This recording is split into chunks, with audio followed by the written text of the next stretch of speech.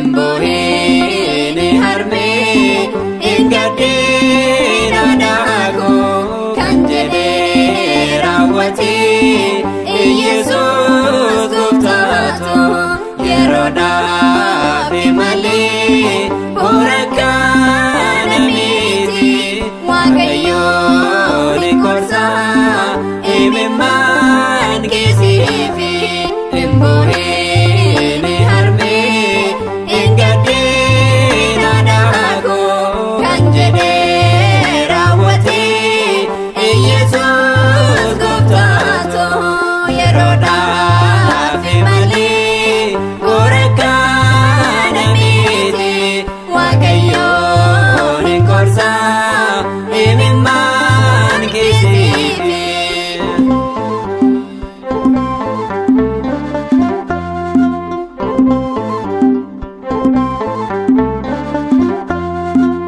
Bayenop sature rakote dumati sabaker istanat la farrat dumati nigaye jollekot durakot nolai akkame nanjisa anotas gabai Embohini harme engadina dago kanjede rawati Yesus guftato yeroda bimali urakana miti wagayo nikorsa imeman kisifi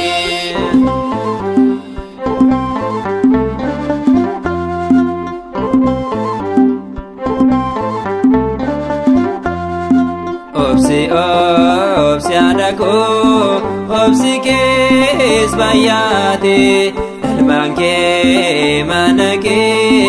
ammas galafate atkano hamatu bobake jalate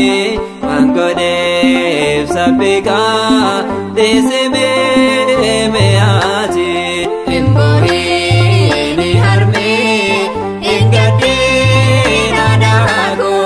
kanjede rawati Yesus guftato yeroda bimali urakana miti wagayo nikorsa imeman kisifi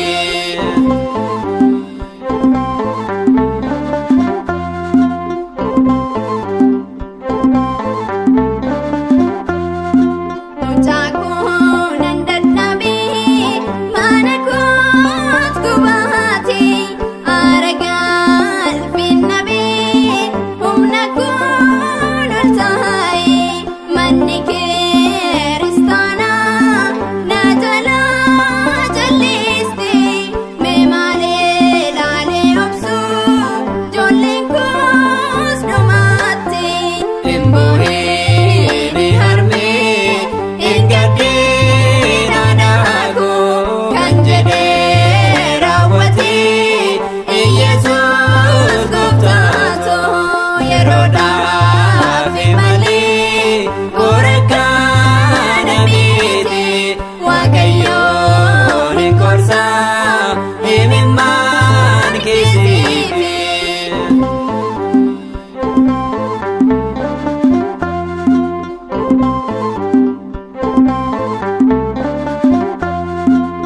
Paulosif Petros warra dursurani yaddado ya harme rakko isaan argani tofonno kakkabe dabareen kan keenya waaqayyoon hundagatu innabbaan nageenya Embohini harme engadina dago kanjede rawati Yesus guftato yeroda bimali urakana miti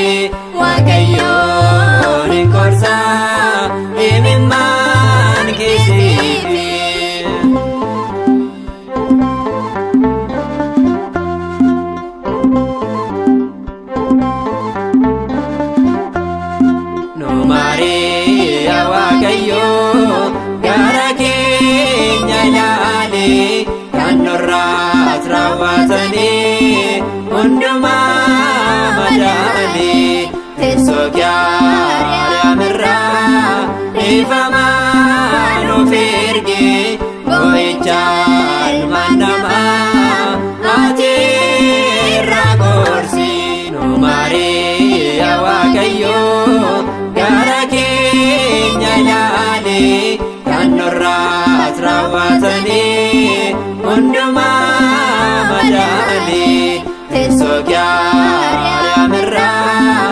ifamaan of erge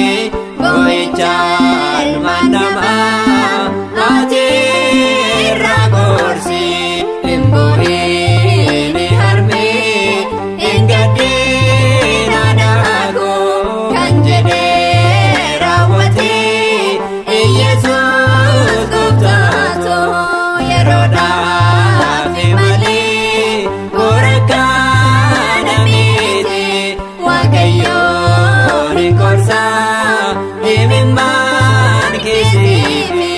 hin boo'ini harmi hin gaddin anaako kan jedhe raawwate Yesuus gooftaatu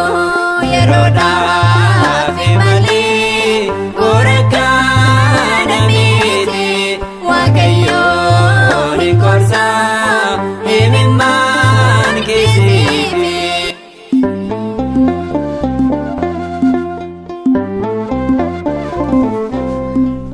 Yaa Waaqayyoo, biyya keenya biyya Itoophiyaa, biyya jaalalaa, biyya waloominaa, biyya tasgabbii nuuf taasisi. Kakaasee kan nu jalqabsiisee kan nu xumursiisee maqaan Waaqa qulqullootaa haa galatoomu bara baraan. Ameen.